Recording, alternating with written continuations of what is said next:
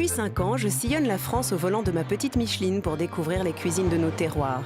Cuisiner ensemble, c'est avant tout aller à la rencontre des autres, de leur culture, de leur paysage et bien sûr des produits de nos régions. Après autant de kilomètres, je reste persuadée que bien manger est le lien le plus naturel et le plus universel entre les hommes, même si l'on constate d'une maison à l'autre qu'il n'existe jamais deux versions identiques de nos plats les plus populaires. Faut-il précuire les pommes de terre du gratin dauphinois ? Peut-on réussir une véritable pizza à l'italienne sans four à bois ? Ou encore, comment garder le moelleux de la chair du poulet tout en le rendant croustillant à l'extérieur ? Autant de questions auxquelles nous allons répondre avec Thierry Marx, chef étoilé et cuisinier engagé socialement, et Raphaël Aumont, chimiste culinaire. Voilà un café frappé. On frappe, on mange. Donc c'est vraiment de la science appliquée à la cuisine.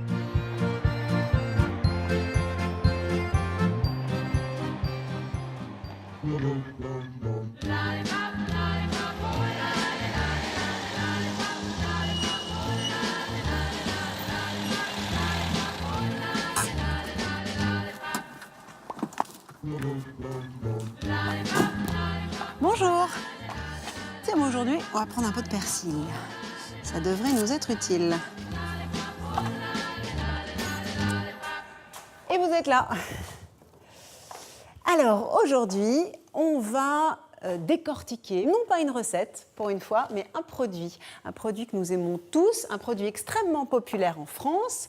D'ailleurs, je crois que c'est le condiment favori des Français après le sel et le poivre, voire même le condiment favori dans le monde entier. Vous l'avez peut-être deviné, il s'agit de la moutarde. Bon, la moutarde n'est pas faite à base de persil, mais dans notre recette, on en aura besoin.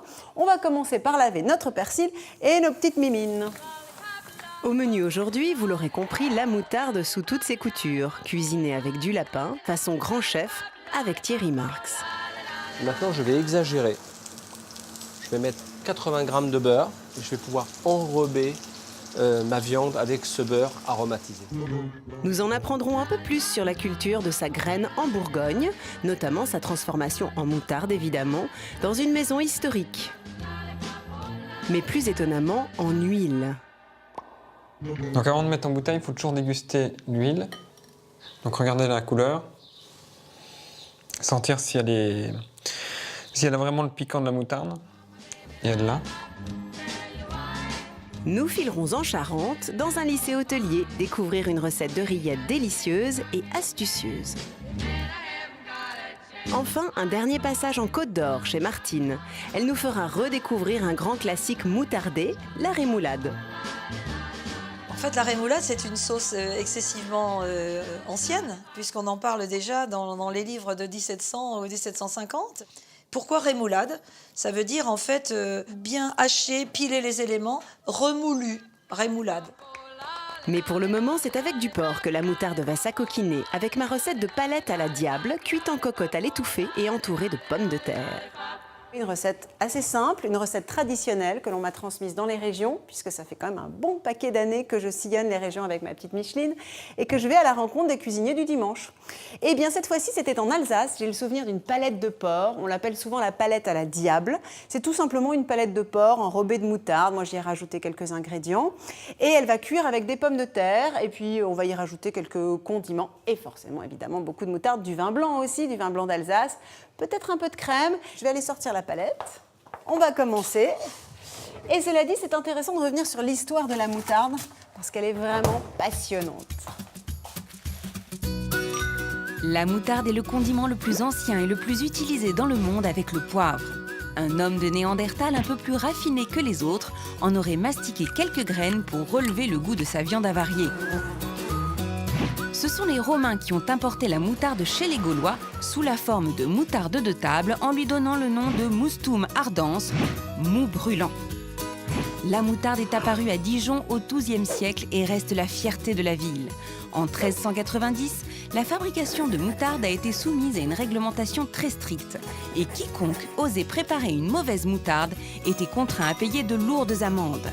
Mais qu'elle soit de Dijon ou d'ailleurs, la moutarde est surtout appréciée pour son goût qui relève de nombreux plats et va même jusqu'à devenir un ingrédient à part entière et non plus un simple condiment dans le lapin à la moutarde, le filet mignon ou encore le sauté de porc.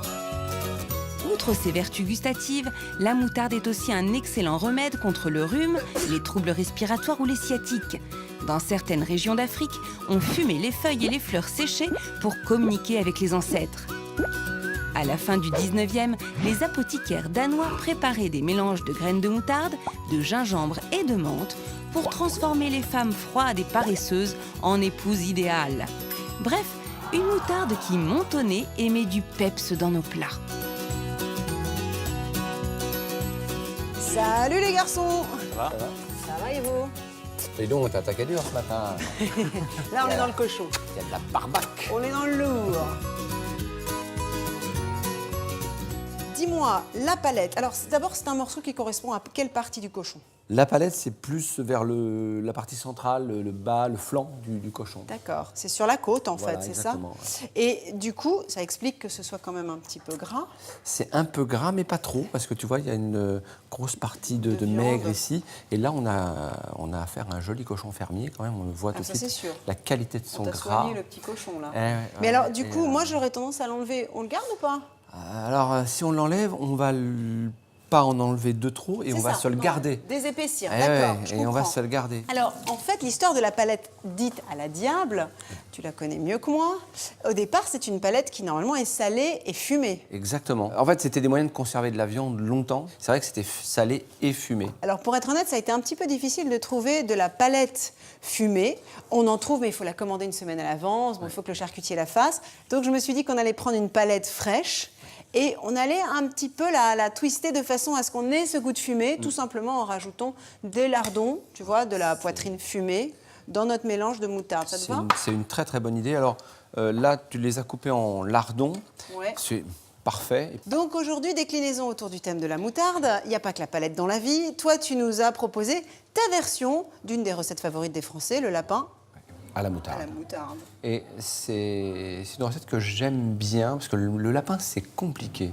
cuire, ouais, à bien cuire, sûr. c'est outre-cuit ou pas assez cuit. Alors, le lapin, revisité par le grand chef Marx, c'est maintenant.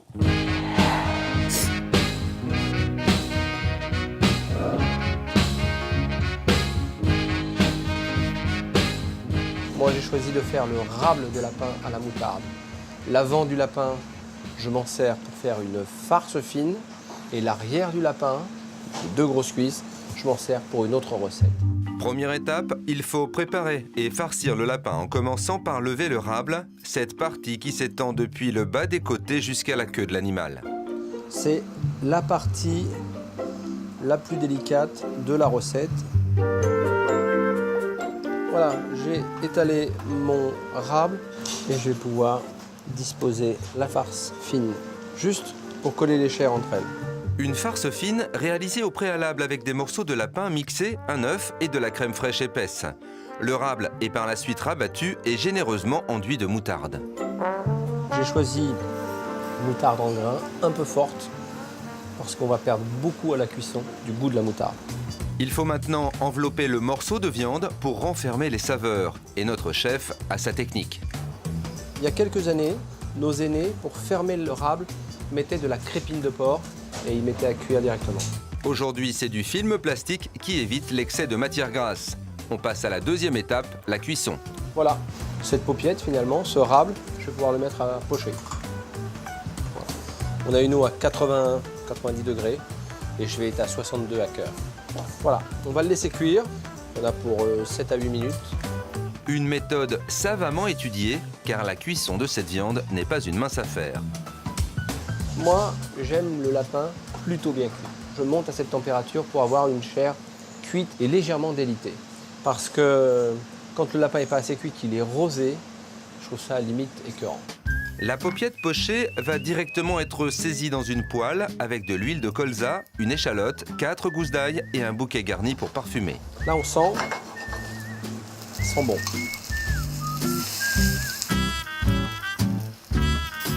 Maintenant, je vais exagérer. Je vais mettre 80 g de beurre et je vais pouvoir enrober ma viande avec ce beurre aromatisé. Moi, j'aime bien la finition au four sur le lapin à la moutarde. Alors, c'est ce que je vais faire. Je vais aller le mettre au four tout de suite. Je vois que mon four est à 180 degrés, préchauffé. Et voilà. 5 minutes plus tard, le lapin va être sorti du four et réservé pour le laisser se détendre. Notre chef passe maintenant à la 3e étape, la sauce. Pour préserver mon vrai goût de moutarde, pas trop agressif quand même, je vais faire une sauce froide. Notre chef commence avec une crème fraîche, énergiquement montée, assortie d'une cuillère à soupe de moutarde. On va corser encore un petit peu en moutarde. Le fun. On la réserve. Le temps de passer à la 4e étape, le dressage des différentes préparations. Le lapin farci découpé en larges tronçons, quelques feuilles de betterave, cerfeuil et frisé pour une petite note de fraîcheur, la fameuse sauce à la moutarde, le jus de lapin réduit et enfin quelques pointes de moutarde. Et pour accompagner ce plat, Thierry Marx a opté pour quelques pommes de terre fondantes. Voilà comment on réussit un lapin à la moutarde étoilée en 4 étapes. Alors là, Thierry, c'est une version relativement simple, mais très réinventée quand même. On n'est pas dans le lapin mijoté avec les petits lardons comme d'habitude. Oui, alors là, j'ai volontairement donné de l'esthétique au plat. Et quand je mets le jus dans l'assiette, je lie avec la moutarde. Parce que je ne veux pas trop chauffer la moutarde. Ce qui est intéressant, c'est ça, voilà. C'est que tu gardes ta moutarde presque fraîche dans la mesure où elle est emprisonnée par le rable. Exactement. Et que le reste est cru finalement. C'est là que ça va réveiller toutes les saveurs en fait, parce que comme le plat est tiède, ça monte tout de suite au nez, ça je vais vous expliquer pourquoi. Mais en plus c'est là qu'on a vraiment la fraîcheur finalement de ce goût. Ouais, la moutarde, elle est magnifique. Les garçons, c'est pas tout ça, mais on a une palette qui nous attend. On laisse ça pour tout à l'heure et on a surtout des invités qui vont arriver. Et ça prend un peu de temps à cuire quand même, notre petit cochon. Allez, nous, on retourne à notre palette. Donc toi, tu l'as un peu dégraissé, c'est ça? Légèrement. D'abord, Pas trop. j'ai essayé de lui redonner une jolie forme. J'ai gardé quelques petits morceaux que j'aime bien pour marquer un peu le jus au départ. D'accord. Et puis les petites parures que j'ai gênes gardées. rien. Non. Et puis le gras, quand je récupère un excellent gras, quand j'ai la chance d'avoir un porc élevé sur paille comme ça et tout, je garde le gras, je le congèle. Alors, vraiment, alors, je me gêne pas, je le congèle. Et quand j'en ai besoin, je m'en sers. Mais pour le moment, ce n'est pas le gras, mais des lardons fumés que je récupère pour que ma palette se rapproche de la recette alsacienne. Et je vais y mélanger ma moutarde. Je mets 200 g de moutarde en grains. Moutarde bourguignonne, produite en France, avec des grains bourguignons. Mais c'est vrai que ça peut paraître énorme parce que 200 grammes, a priori, on se dit on va décoller au plafond. Mais j'ai remarqué qu'en cuisant, la moutarde perd un peu de sa force, justement. Tout à fait, tu as bien raison. Quand tu vas chauffer, dès 50 degrés à peu près, donc c'est très très faible, hein, eh bien, les molécules qui donnent le piquant eh bien, vont partir. Une grande partie va partir. Donc tu vas garder le goût, mais tu vas enlever le piquant. Ça peut être intéressant. Voilà. Absolument. Allez, on va voir Raphaël. Oh là là, mais il se passe plein de trucs là. Vous allez pouvoir goûter si vous êtes courageux. Si on veut pleurer. Voilà, si on veut T'as vu pleurer. comment il nous parle? Si vous êtes courageux. En même temps, c'est bien Mais- vu parce qu'on est obligé de goûter là. Et oui, c'est ça. Quel est le point commun justement entre moutarde, wasabi, réfort, roquette? Eh bien, il y a une même molécule dedans qui nous fait justement piquer, qui nous fait pleurer, comme le dit très justement Thierry. Alors, dans cette moutarde-là, en fait, dans les graines de moutarde, vous avez 2 molécules. Je vais vous épargner les noms parce que c'est un peu compliqué. Mais quand vous commencez à les broyer, à les croquer, et d'ailleurs, on peut faire l'expérience de broyer doucement. Et c'est quand on mélange et en contact de l'eau, ces 2 molécules vont réagir et vont faire une molécule qui va se mettre à piquer. Et là, ça commence à remonter dans le nez. T'as raison, c'est très progressif. Et donc, ces petites molécules, on va dire, c'est des petits piquants comme ça, elles vont directement monter dans le nez. De Parce que Thierry.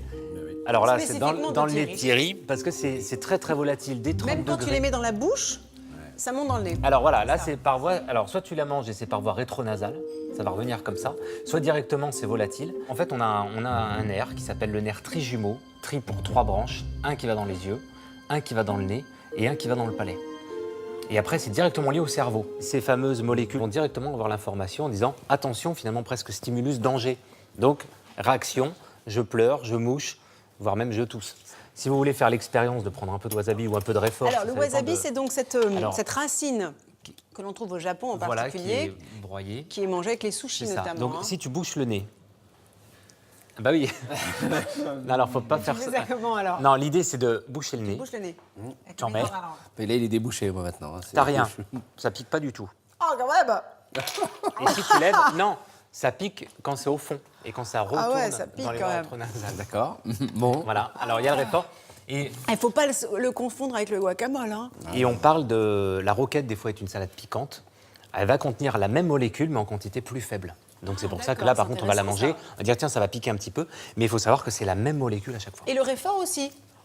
Et le réfort aussi. Qu'on trouve beaucoup dans la cuisine alsacienne, Eh oui, essentiel. énormément. C'est un peu le wasabi français.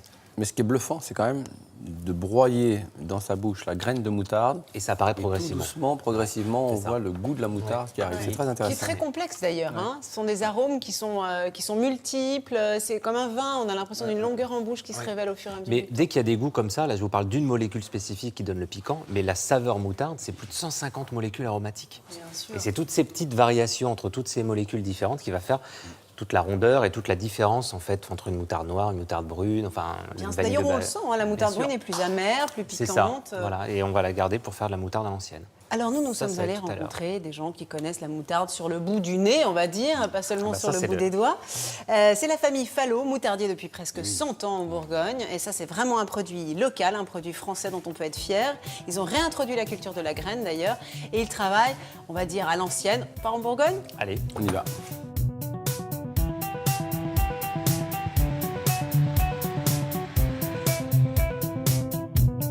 Dans la belle région de Bourgogne, rendons-nous à proximité de Beaune. C'est ici que se fabrique la fameuse moutarde.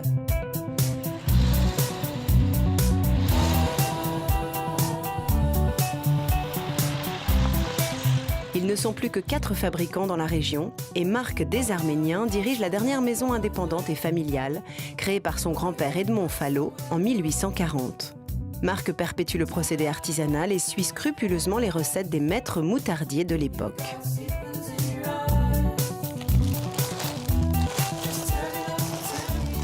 Voilà notre fameuse graine. Cette graine est d'origine Bourgogne. Nous l'utilisons pour de nombreuses recettes dans notre fabrique, mais surtout pour notre moutarde de Bourgogne. Et pour transformer cet or noir en or jaune, les graines, préalablement triées puis nettoyées, rejoignent l'atelier de fabrication. Nous l'incorporons dans des proportions abondantes pour avoir une pâte qui soit épaisse et goûteuse. Mélangée à du vinaigre, du vin blanc, du sel et de l'eau, la préparation est broyée comme autrefois par une meule en silex. Donc c'est de la véritable pierre naturelle sur laquelle est dessiné des sillons pour que justement la meule soit coupante et tranchante. Il n'y a pas d'échauffement et de plus ça apporte une certaine structure à la pâte. La graine est écrasée grossièrement et de ce fait elle a plus de goût et plus de saveur. La pâte que vous voyez s'écouler ici, c'est de la moutarde en grains à l'ancienne. Donc c'est une pâte qui n'est pas encore débarrassée de l'écorce de la graine. Une étape réalisée pour confectionner un autre produit emblématique, la moutarde de Dijon. La moutarde passe quelques heures dans des foudres afin de perdre son amertume et libérer le meilleur de son parfum. Il ne reste plus qu'à la mettre en pot. Nous commercialisons l'équivalent d'à peu près 6 millions de pots par an dans cette fabrique de moutarde. Alors ça paraît important comme ça, mais eu égard au marché, on a vraiment des parts de marché vraiment assez limitées, assez petites. Si tout le monde consomme et connaît la moutarde, peu savent comment elle se fabrique. À cette époque, il y a déjà une trentaine de moutardiers dans la région. D'où l'idée de Marc d'initier le jeune public dans les ateliers historiques de la maison. Ambitionne, hein. Et l'intérêt pour la moutarde dépasse largement les frontières françaises. On a beaucoup de Belges, beaucoup de Suisses, beaucoup d'Allemands, beaucoup d'Américains. C'est vraiment très diversifié. Toutes les personnes qui s'intéressent à la gastronomie s'intéressent à la moutarde. La moutarde est le condiment le plus mangé dans le monde. La Bourgogne peut être fière d'avoir fait de sa spécialité un emblème culinaire à travers le monde. La moutarde étant le 3e assaisonnement le plus utilisé derrière le sel et le poivre.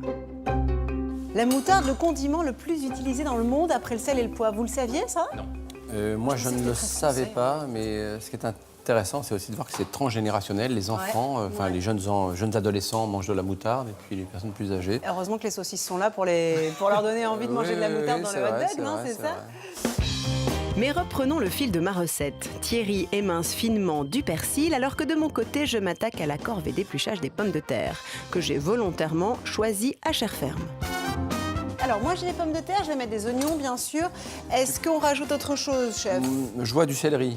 Ouais, Il me oui. semble j'en que avais tu as dans des mon- carottes dans le jardin. Ouais. Je trouve que ce serait sympa de panacher un petit peu parce que de la pomme de terre, je peux peut-être ajouter. C'était par nécessité autrefois qu'on mettait que de la pomme de terre. Oui, et puis là, on a un peu de diversité dans nos légumes. Ouais. Alors, carotte, c'est parti pour la carotte. Allez-y, direction l'extérieur pour une petite cueillette à la fraîche. Quelques carottes et au passage, j'en profite pour récupérer des panais dont je vais avoir besoin pour mon entrée. Mais ça, on le verra plus tard. Alors, le panais, oula, dis donc, énorme. C'est parti. Et voilà, regarde mes panais magnifique, là. magnifique. Là, je vais prendre nos carottes. Hop. C'est Thierry qui se charge de la découpe des carottes en sifflet, comme l'on dit. Quant à moi, je m'occupe des pommes de terre et des oignons en les passant au robot pour obtenir des tranches assez épaisses d'environ 4 mm. Donc la palette, on va la badigeonner de partout avec notre mélange très aromatique. Hop, voilà, les pommes de terre, on les rajoute, les oignons. Voilà.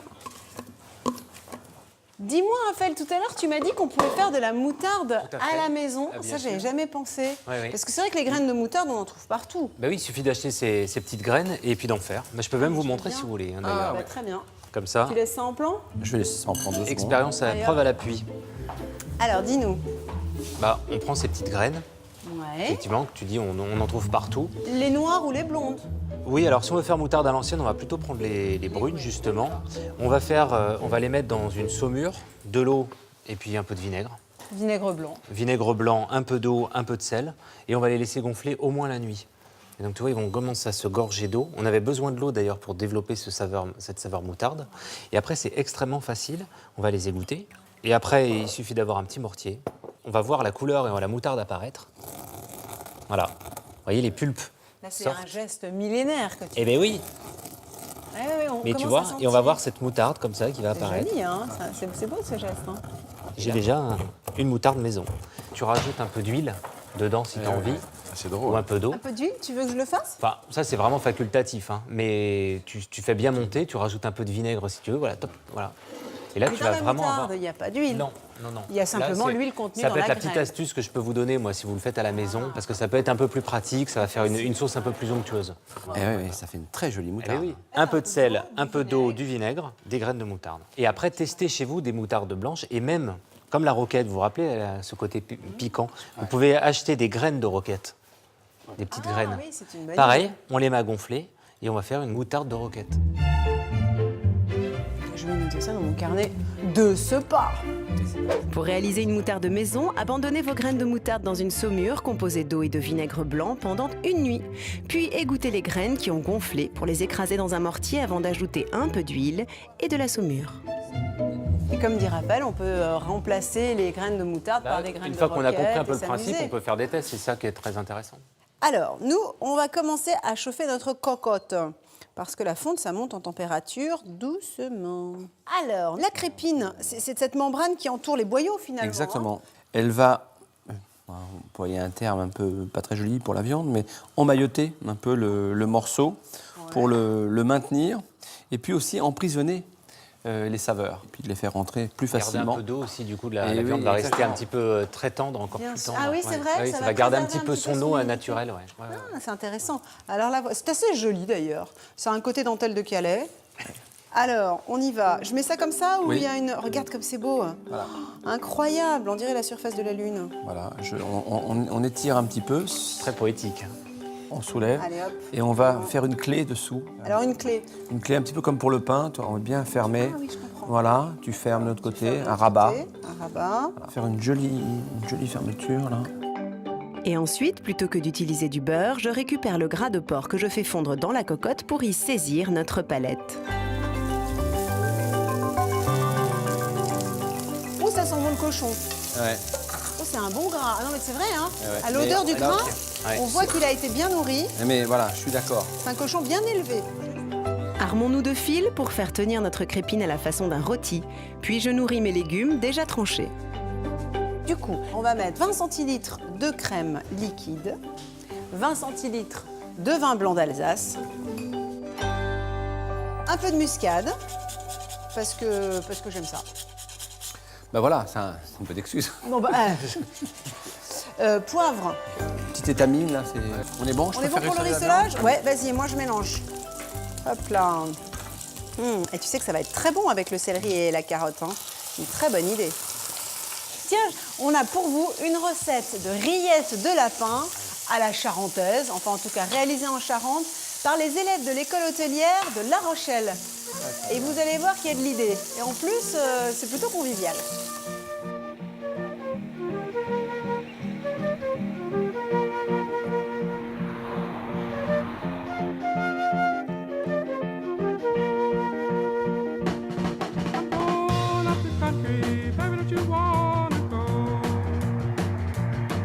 Je pars faire un petit tour sur les routes côtières, humer l'air marin et faire escale dans la belle cité atlantique de La Rochelle. Son vieux port est magnifique, mais là ce qui m'intéresse, c'est son lycée hôtelier, un essaim de jeunes gourmets et de futurs talents culinaires. Chaque année, les élèves sont mis au défi pour créer des plats à partir d'ingrédients imposés, cette fois-ci du lapin sauvage et de la moutarde. 2 élèves, Tonia et Paul, ont proposé une recette astucieuse en les cuisinant en rillettes.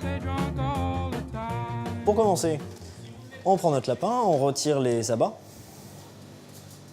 Et ensuite, il ne faut pas le couper parce que le lapin, c'est un animal qui a des os tout petits et très très fins. Et du coup, ça risquerait de se briser. Donc on peut commencer à entailler les chairs et après, il faut le finir à la main. Le lapin est plongé dans un faitout et recouvert d'eau à hauteur. Maintenant, on va continuer avec les garnitures aromatiques, les carottes qu'on épluche. Et que Tonia coupe à la paysanne, tout comme les oignons. Vu que c'est taillé un peu grossièrement, ça va pouvoir apporter du goût au lapin et ça va plus facilement diffuser le goût. Et vu qu'ils sont quand même assez imposants, on va pouvoir les retirer assez facilement. Tout cela va rejoindre la cocotte avec un bouquet garni, du laurier, du persil et du thym. On est parti pour une cuisson de 3 heures pour bien attendrir la chair et permettre de facilement émietter notre lapin. Ce qui est bien, et surtout ce type de cuisson pochée, c'est que toute la viande va se détacher, on n'aura aucune perte. Une recette économe donc. Une fois cette viande délicate bien cuite, notre duo va pouvoir l'émietter. Alors, si possible, il est préférable d'émietter notre lapin à chaud. Quand la viande aura refroidi, ça sera beaucoup plus compliqué de la détacher des os. Ah, ça se défait, mais c'est impeccable. Ils prennent bien soin de retirer les bouts d'os aussi fins que des arêtes. Nos apprentis chefs ne se ménagent pas. Il faut de l'application, il faut du temps, de la patience. C'est un des aléas de la cuisine. L'opération terminée, Paul mélange les mincées de viande à de la crème fraîche, liquide entière, au batteur.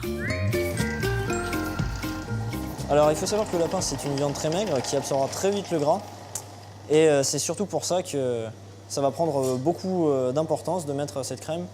Ça va apporter surtout beaucoup de goût. Attention, entrée en jeu de la moutarde. Pour faire un vrai menu de Charente-Maritime, on peut y ajouter de la moutarde de Garvillette. Au moins une bonne cuillère. Une moutarde à l'ancienne de fabrication artisanale, préparée au vin blanc charentais ou encore au pinot, mais surtout constituée de graines de moutarde locales. Car on le sait peu, la région Poitou-Charentes en a longtemps été productrice. Vous allez voir, Tonia et Paul ont déjà pris plein de bonnes habitudes locavores. On peut aussi donc y ajouter de la fleur de sel de l'île de Ré et on va aussi y ajouter quelques grammes de safran de la Gaspésie. Ces rillettes m'ont l'air bien tendres, mais si jamais vous paraissent un petit peu fermes, ce que vous pouvez faire, c'est que vous pouvez rajouter un petit peu de jus que vous avez conservé précédemment. C'est noté, chef. Les rillettes sont fin prêtes, il ne reste plus qu'à les présenter. Bon, les rillettes, c'est quand même assez fragile. C'est au grand maximum 3 jours. Après, ça se consomme assez vite. Avec du pain, c'est vite mangé. Et Paul sait de quoi il parle, car à peine arrivé sur la table, les rillettes ravissent les copains de promo. J'imagine pas le temps que t'as mis, hein. Elle est bonne, hein. On ressent bien le safran. Ouais. Bah. Et Paul semble content de son association lapin, moutarde à l'ancienne. On peut apercevoir les grains et ça éclate bien en bouche. C'est génial. Une recette décalée, simple à réaliser et à déguster. Bravo les jeunes. Et la rillette de lapin locavore, charentaise au safran, c'est original. C'est original et en même temps, ça prouve bien que dans notre métier, tradition, c'est plutôt transmission. Et quand on voit ce gamin, d'abord, très à l'aise pour parler, pour expliquer sa recette, et il montre encore une fois que la cuisine, c'est de savoir donner de la valeur ajoutée à un produit. Il le montre bien avec le lapin. Alors, notre petite palette, Regarde en comme tout elle cas, est ça ça sent bien. drôlement bon. Hein, et puis on a cette coloration là. Ouais. Très Alors agréable. justement, cette crépine qui pourrait être un peu élastique en bouche quand elle est cuite bouillie comme ça, là, elle va prendre un petit côté un peu croustillant qui est agréable. Oui, oui. Et puis surtout, elle enferme un petit peu les saveurs. Oui, Puis là, parce que la saveur de la moutarde est très volatile. Très volatile. Donc ouais. d'abord, Très ça veut fragile dire qu'il avec ne faut la pas la conserver température. trop longtemps. Oui. Il faut la conserver au frais. Au frais avec. La moutarde, voilà. voilà. Ouais, c'est ça. Ouais, c'est et puis on terrifiant voit de- d'ailleurs, on voit d'avoir très des- bien que quand un pot est ouvert, plus on a mangé, à la fin, c'est la moutarde, elle est quasiment plus forte. Ouais, elle a plus, Parce elle a que plus tout de est parti. force, voilà, tout est parti. Donc, il ne faut pas hésiter à la reconditionner dans des petits volumes. Ah, c'est ça, pour éviter l'oxydation et la Qu'il y ait trop déperdition d'air. de Exactement. parfum. Voilà. C'est intéressant. on va mettre sur la planche. Notre viande bien saisie, nous la réservons, sans oublier de débarrasser les morceaux de gras, et la remplaçons par les légumes, avant d'y disposer notre palette, bien sûr. Alors, on va essayer d'alterner un petit peu nos pommes de terre, notre céleri. On gardera les carottes pour la fin. Et voilà. Et tu sais quoi, Raphaël, si tu n'as rien d'autre à faire, tu peux venir nous aider. Hein. Oui, regardez, je Parce crois que là, on en a pour un moment. à hein. 3-4 dans le plat, ça va être compliqué, non? Check. C'est vrai qu'après, ça va faire des Ouais. cuissons homogènes aussi, quand même, le fait de bien répartir. C'est ça. Les jus vont se répartir C'est de vrai. façon. Moi, je te laisse faire ta petite corolle Ouais. et je vais démarrer le panais parce qu'il nous attend, là, il nous sourit. Très bien. On va le peler. Le panais qui va me servir à réaliser une rémoulade revisitée, alors que Thierry, comme toujours, me prête main forte, en enfournant notre palette dans le four qui a été préchauffé à 250 et qu'il baisse alors à 170 degrés pour une cuisson d'1 heure environ. Alors, en parlant de rémoulade, nous sommes retournés en Bourgogne, du côté de Beaune, et on a rencontré Martine. Martine, elle est décoratrice, mais ce qu'elle décore aussi surtout très bien, ce sont les assiettes. Et il n'y a pas que du décor, c'est aussi très bon. Elle nous propose une rémoulade à sa façon.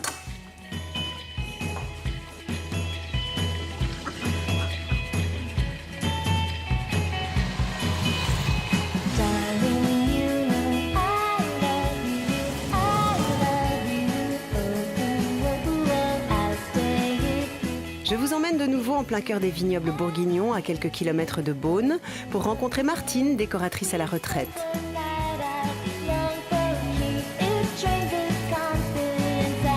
Férue de jardinage et de gastronomie, elle a déjà fièrement défendu les lettres de noblesse de la moutarde dans les concours culinaires de la région et va à présent ressusciter pour nous la sauce rémoulade. Donc on a la ciboulette, l'estragon et le persil.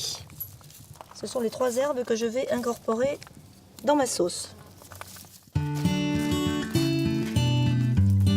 Avant de commencer sa recette, notre hôte tient à faire un petit rappel historique et sémantique. Là. En fait, la rémoulade, c'est une sauce excessivement ancienne, puisqu'on en parle déjà dans les livres de 1700 ou 1750. À l'époque, on disait sauce à la rémoulade. Pourquoi rémoulade? Ça veut dire en fait vraiment bien hacher, piler les éléments, remoulu, rémoulade. Voilà, ça vient de là, ça vient de ce nom-là. D'ailleurs, quand on dit rémoulade, on pense immédiatement à céleri.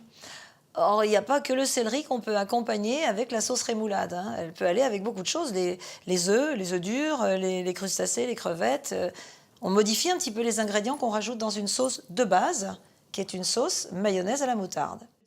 La recette débute donc par la confection d'une mayonnaise, avec non pas un jaune d'œuf comme à l'ordinaire, mais 2. Les œufs donc sont bien entendu sortis du réfrigérateur, mais un petit moment à l'avance, afin qu'ils soient moins froids, hein, puisqu'il faut que tous les ingrédients soient à la même température. Martine ajoute ensuite une cuillère à soupe de vinaigre blanc, du sel, du poivre et 2 bonnes cuillères à café de moutarde de Dijon, bien sûr, mais à l'estragon. Avant d'y incorporer doucement de l'huile, environ 15 centilitres au fouet à main. Utiliser une moutarde parfumée est une bonne astuce pour donner à sa sauce une saveur encore plus prononcée. On met de l'estragon dans cette sauce rémoulade-là. Donc j'ai trouvé que la moutarde à l'estragon allait soutenir un petit peu cet arôme-là. Et puis ça change un petit peu des mayonnaises classiques. Voilà, mais là elle me paraît bien. Donc maintenant j'ajoute un petit peu de crème à la fin pour la rendre plus crémeuse, entre guillemets. Et puis, ça va lui donner une petite saveur qui n'est pas désagréable du tout, plus douce. Un trait de crème, le secret de Martine pour assouplir cette mayonnaise piquante à laquelle il faut ensuite incorporer une cuillère à soupe de capre et 4 cornichons finement hachés. Ça m'a l'air bien. Voilà, donc là, on peut considérer que voilà, on est là, on est sur la rémoulade là. Je vais donc maintenant incorporer les herbes, la ciboulette, le persil et l'estragon dans ma sauce rémoulade.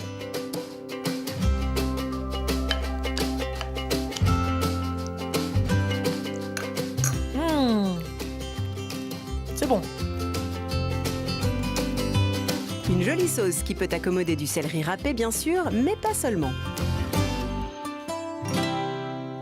Les garçons, sympa cette recette, moi ça m'a donné envie en tout cas. C'est très joli livre. Très joli livre. Ah, tu l'as reconnu Il me ce semble livre? que c'est le cuisinier François. 18e. C'est le 18e. 18e siècle. Très très joli. Donc une livre. recette qui a presque 300 ans et qui n'a quasiment pas évolué finalement. Hein. Et pas évolué. Et puis j'ai bien regardé, mais là c'est bon. Le céleri coupé au couteau, c'est comme ça qu'on l'aimait dans les bistrots, hein, coupé au couteau finement, ce qu'on appelait la julienne, à la mâche du croquant, la moutarde qui monte au nez parce qu'il y a mastication et ça. C'est un grand plat, hein, on l'oublie, mais c'est vraiment... Il suffit qu'on râpe trop finement notre céleri et ça ne devient plus un grand plat, c'est ça en fait. Et c'est plus un céleri rémoulade. Ça tient un peu de choses. Question, la mayonnaise, c'était intéressant. On a vu Martine qui faisait une mayonnaise relativement traditionnelle, à part la moutarde à l'estragon. Comment ça fonctionne la mayonnaise? D'ailleurs, Martine proposait que tous les ingrédients doivent être absolument à la même température. Oui, c'est toujours ce qu'on entend dire d'ailleurs. Alors, c'est vrai et faux en fait, c'est une précaution. Si on est pressé et on sort des œufs qui viennent du frigo, ça va monter quand même. Ah oui, parce que là il y a une espèce de, tu vois, oui. d'omerta là-dessus. Pareil, là il y a 2 jaunes d'œufs dans la recette, c'est vraiment pour le goût parce qu'avec un jaune d'œuf on peut faire, en théorie, 20 litres de mayonnaise. Parce qu'une mayonnaise c'est quoi? Il y a de l'eau dans un œuf et il y a surtout beaucoup d'huile. C'est l'émulsion, mélange. Et on fait une émulsion. Voilà. Autre chose, souvent, on se dit, voilà, on va démarrer une mayonnaise. Et là, tout de suite, on se dit, bah, tiens, je vais avoir du blanc d'œuf. Je ne sais pas quoi en faire, je le jette. Alors que moi, je vous propose de tout mettre. Ah bon? Vous pouvez faire un œuf. Voilà. Il faut qu'il soit extra frais alors. Oui, parce qu'on ne va pas le cuire. Là, il vient de faire tomber à la renverse Ouais, c'est ça, une bonne centaine de cuisiniers. Non, mais après, c'est en termes de texture. Effectivement, il faut qu'il y ait quand même des goûts. Lui, il teste. Lui, il se pose des questions. Voilà, moi, après, mais ça va monter très bien. Alors d'ailleurs, si vous voulez me donner un petit coup de main. Alors par contre, le secret, ça va être vraiment de verser très très doucement. Ça, c'est moi, pas j'y une vais légende. vraiment à la gouttelette. Ouais. Donc il faut verser très très lentement. Tu veux que je le fasse? Oui, si tu veux. Comme ça, on s'y met à 3. Doucement, hein. Oh là là. On verse.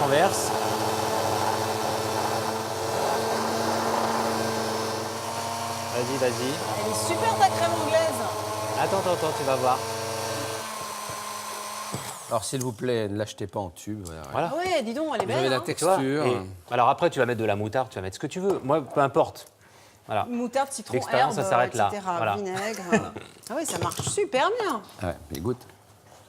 Ouais, elle est délicieuse. Bon, là, il n'y a pas de Bah oui. sel, elle est neutre. mais oui, bien sûr. effectivement, et Ah elle oui, est là, elle va pas logiquement être, plus légère, moins grasse qu'une mayonnaise qui est faite avec Bah, on a du mis jaune d'œuf. on a mis moins d'huile et puis effectivement et on a tout utilisé de l'œuf, c'est-à-dire qu'on n'a rien jeté. C'est Et surtout, ça qui est on a des intéressant. protéines, du Mais coup. oui, mais bien sûr. Ce qu'on n'aurait pas si on Voilà. mettait Ouais, que le ouais, jaune et l'huile. Alors, il arrive des fois en cuisine, Très bon. il nous reste Ouais. des blancs Ouais. dont on ne sait pas quoi faire. On peut faire une mayonnaise avec. Que les blancs.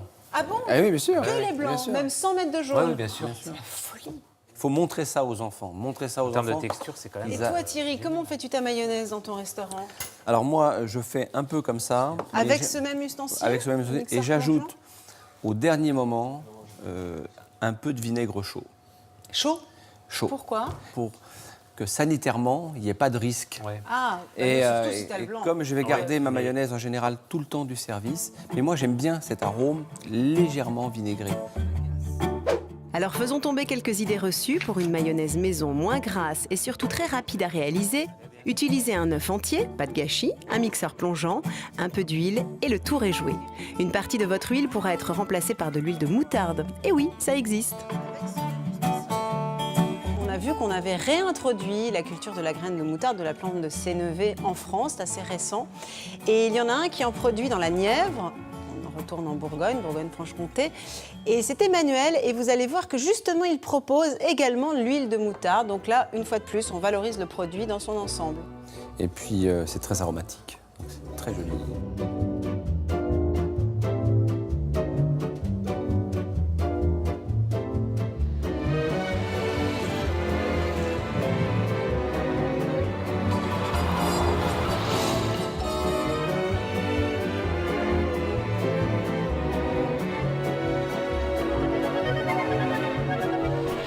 Je vous embarque cette fois-ci dans les terres nivernaises, près de la Charité-sur-Loire, où un jeune agriculteur, Emmanuel Brossard, a décidé de renouer avec la culture locale, la graine de moutarde.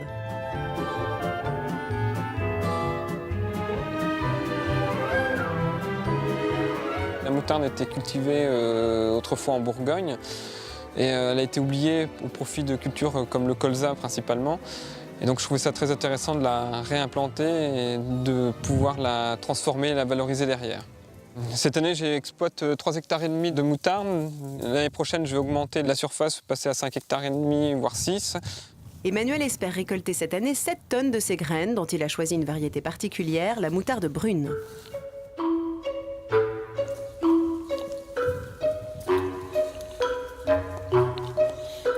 Là, quand je la croque sous la dent, on a vraiment la saveur de la moutarde qui ressort et elle est vraiment piquante.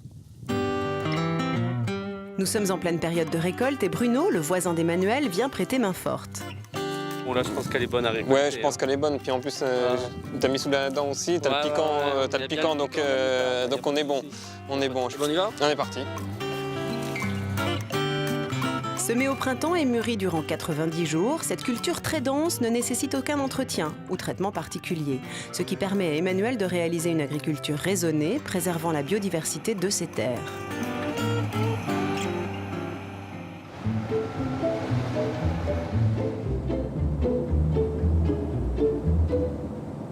Les graines récoltées sont triées puis stockées en silo plusieurs mois.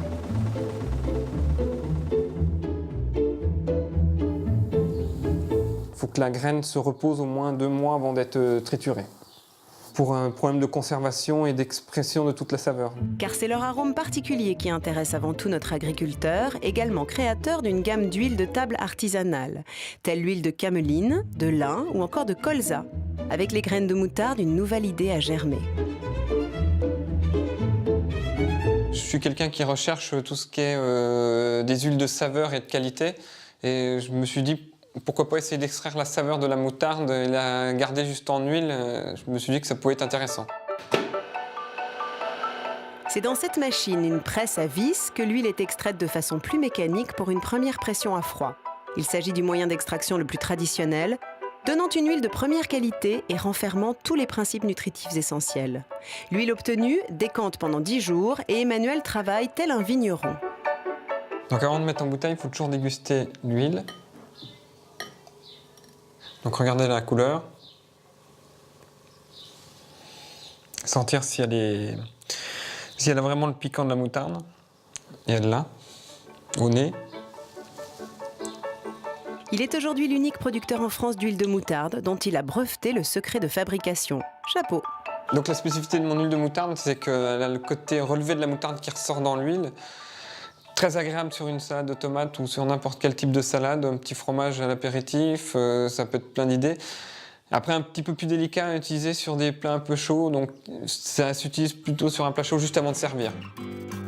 Avec 2500 bouteilles par an, Emmanuel a conquis en 5 ans les grands restaurants, les épiceries fines et les gastronomes. Une activité bien huilée qui n'aspire qu'à se déployer dans les prochaines années. C'est intéressant le travail d'Emmanuel, non? Ah, super. Super. Et jeune. Mais oui. Moi, je trouve ça. Centaine d'années, c'est fou. Hein. On a toujours Il y a la vocation. l'impression que le patrimoine culinaire s'en va. Il y a plein de jeunes qui se passionnent Ouais. pour tout ça, pour notre planète, pour notre environnement, pour nos produits. Pour et notre que- biodiversité, c'est vrai. et pour que mon métier dure. Bah oui, Et ça, c'est finalement. formidable. Non, Les bon cuisiniers chapeau. sur les producteurs ne sont pas grand-chose. Ah, c'est ben ça, sûr. c'est complètement vrai. Alors, moi, ce que je vous propose, Raphaël, Thierry, Ah oui. c'est de la goûter, cette fameuse huile de moutarde, avec cette plaisir. toute petite production.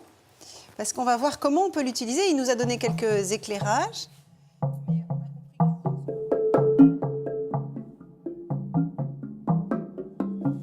En tout cas, elle a une très belle couleur. C'est de l'or liquide. légèrement en fin de gorge. fin Ça de continue gorge. à piquer un petit peu et tout. C'est Et là, c'est agréable. plutôt dans la gorge et pas, et pas tellement dans le nez finalement. Non, mais c'est très aromatique. On a c'est vraiment très, les extrêmement arômes aromatique. et le piquant en deuxième temps. Donc, du coup, on profite vraiment des arômes en premier Super, lieu. oui. Et il y a un côté torréfié un petit peu Ah oui, qui donne un petit arôme de noisette. C'est très agréable. Hein. Alors, ce qui est intéressant, c'est ça repense aussi complètement la vinaigrette maison, quoi. Je veux dire, 2 cuillères à soupe d'huile, 1 cuillère à soupe de vinaigre. Bien sûr, on est plus- riche en oméga 3. Et tu as raison, du coup, on a 2 en 1. Eh ben, ça tombe bien parce qu'il va nous rejoindre tout à l'heure, il va goûter notre plat, on a intérêt à être bon. Et comme ça, on pourra lui dire qu'on a apprécié son produit. Et si on en rajoutait un petit peu dans notre mayonnaise, est-ce qu'on peut le faire maintenant sans le bah oui, mixeur? Bien sûr, Maintenant oui, qu'elle il est suffit prise, y a maintenant pas de la problème. détendre un petit peu, J'y bien vais sûr. Oui, bien sûr. Ah bah, c'est bon. Une fois qu'elle est prise, il n'y a plus de risque. Hein, tu T'as vu peux, cette belle couleur? Oui, on peut, d'accord. Alors, notre rémoulade, on est parti sur du panais, puisqu'on en avait dans notre potager, qui ressemble relativement, en tout cas en texture, au céleri. Et même texture. Alors le panais, moi je me fie toujours un petit peu, j'enlève un peu le cœur quand Oui, il est un peu qui est un gros, peu quand- ligneux, un peu gros. ouais, c'est un peu Mais dur. alors, je vais en enlever un petit peu. Et c'est parti, il faut râper notre panais, mais pas trop fin pour garder de la mâche.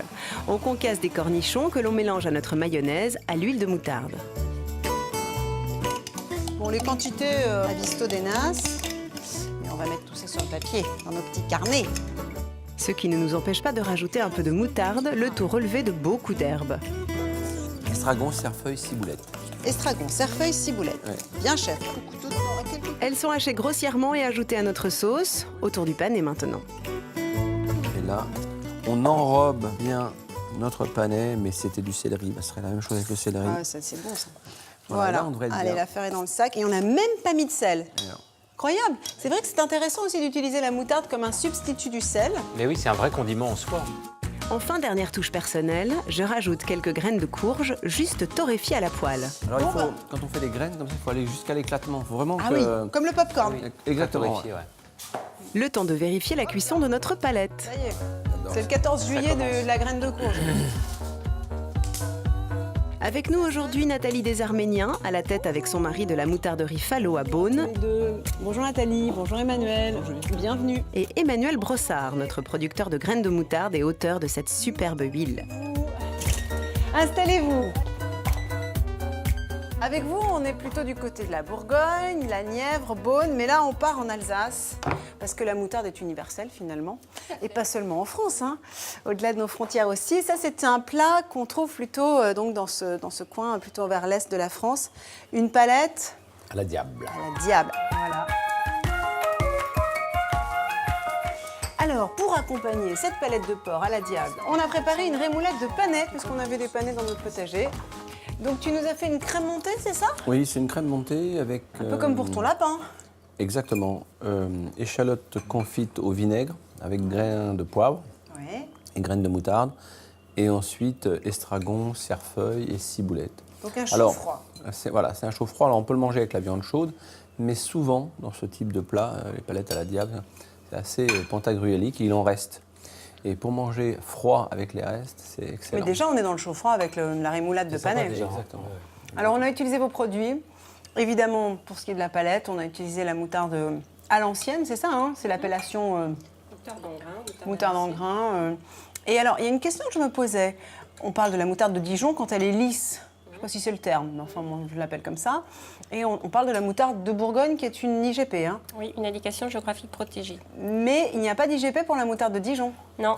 Non, Ça veut non, dire mais- qu'en gros, on peut faire de la moutarde de Dijon en En Inde. fait, c'est ça. En fait, la moutarde de Dijon, c'est une recette. Donc, on peut en fabriquer absolument partout dans le monde. Quelle que soit l'origine de la graine et l'endroit où on le... C'est une recette. Par contre, si vous achetez de la moutarde de Bourgogne, vous êtes certain qu'elle est faite avec des graines bourguignonnes, du vin blanc aligoté de Bourgogne et qu'elle est transformée sur le territoire bourguignon. Moi, je vais en mettre un petit peu sur mon porc. Je pense que je suis la première personne en France à mettre de l'huile sur le porc. Mais rien ne m'arrête, c'est de la bonne, c'est pas du les mêmes bon matières gras. grasses, c'est- Mais c'est voilà, très savoureux. mais voilà, ça ne me fait pas peur. Alors, moi j'ai une question, Emmanuel. On se l'est posée ensemble d'ailleurs avec Thierry et Raphaël. Comment un garçon de ton âge, très jeune, se met à cette culture aussi pointue, une culture de niche et un produit très innovant à la fois, mais inconnu en France? Bah, c'est vrai que c'est un produit inconnu. Après, la moutarde, je suis venu à la refaire parce que c'était un produit qui était produit dans la Bourgogne. Mon grand-père l'a produit Donc, il y a déjà une histoire familiale. juste après la guerre. Après, c'est sûr que ça avait disparu dans les années 60 au profit des cultures comme le colza et autres cultures. Donc du coup, il y a 5 ans, j'ai refait de la moutarde, étant donné déjà que je fais déjà de l'huile, tout ce qui est huile de colza, tournesol. Donc je me suis dit, ça serait bien de la presser et d'en extraire l'huile. Et les débouchés pour la graine de moutarde, en dehors de producteurs comme la Maison Fallot, on l'achète aussi telle quelle. Notamment, je sais que moi, j'ai passé pas mal de temps en Inde. En Inde, on met de la graine de moutarde partout, dans les currys. Comme des épices, ça peut s'utiliser dans un moulin à pois, même si c'est un petit peu gras quand même, mais légèrement écrasé avec le manche d'un couteau, en décoration, dans des salades, torréfiées, dans une mousse au chocolat, des petites graines torréfiées, ça donne un côté croquant. Oui, parce que le poivre marche bien avec le chocolat, donc et le piment aussi.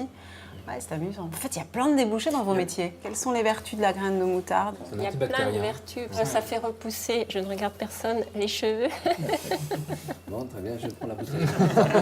En même temps, quand on voit Nathalie, on a plutôt tendance à lui faire confiance. Moi, je ne suis pas tombée dedans quand j'étais petite. Ça fait Tous les matins, je vais... Mais il se rase, hein, c'est pas naturel. Hein.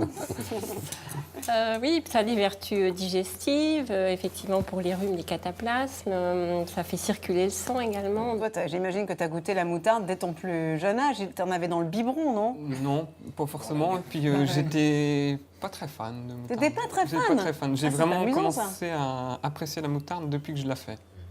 Ça se conserve longtemps? Pas tellement, hein. C'est assez volatile. Ça se conserve Une fois ouvert. Au niveau de la qualité, entre 18 et 24 mois. Mais après, donc, la moutarde va perdre en intensité, la couleur va changer éventuellement, devenir brunâtre, donc moins appétissante, certes, mais il n'y a pas de danger particulier à consommer une moutarde qui serait légèrement passée. Alors la moutarde, celle-là, elle n'est pas passée du tout. Comment vous la trouvez dans le plat? Je trouve ça très bon. La moutarde est mise en valeur par le plat. Ouais, ça, c'est sûr. C'est même de la moutarde au rôti de porc. Et ça, Emmanuel, ça te plaît? Moi, ça me plaît, j'aime bien. C'est assez paradoxal, on peut se dire la moutarde, c'est piquant. Ouais. Mais le panais, l'estragon, c'est des produits qu'on appelle des aliments froids. C'est-à-dire que dans la bouche, ils vont donner du froid, du frais en bouche. Ça a été découvert récemment, ça. Et donc, ça vient contrebalancer le piquant de la moutarde. Donc, c'est assez intéressant comme mariage. C'est un vrai mariage chimique, ça, en bouche. Hein. Dans la tradition chinoise, il y a cette séparation entre les aliments froids et chauds. On sait plutôt ce que ça procure au corps. C'est passionnant. Et c'est passionnant parce qu'en fait, tout est une question d'équilibre. C'est ça. On a l'impression qu'on pourrait en parler pendant des siècles de la moutarde. Et bien voilà, c'est l'exemple type de ce que l'on peut faire avec un produit millénaire, un produit éternel, mais aussi un produit qui se projette dans l'avenir, qui nous permet d'aller dans des registres très classiques, comme notre palette, de réinventer des classiques comme notre rémoulade, et peut-être de penser à une cuisine encore plus moderne. Quoi qu'il en soit, ça restera une cuisine accessible, une cuisine de convivialité et une cuisine de goût. Salut, à la prochaine!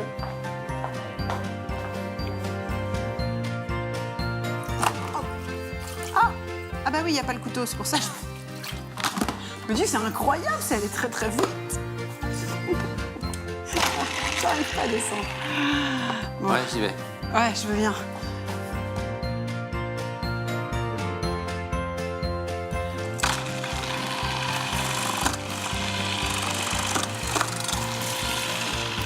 Et encore ça, et on est bon. Enfin, je crois qu'on est bon.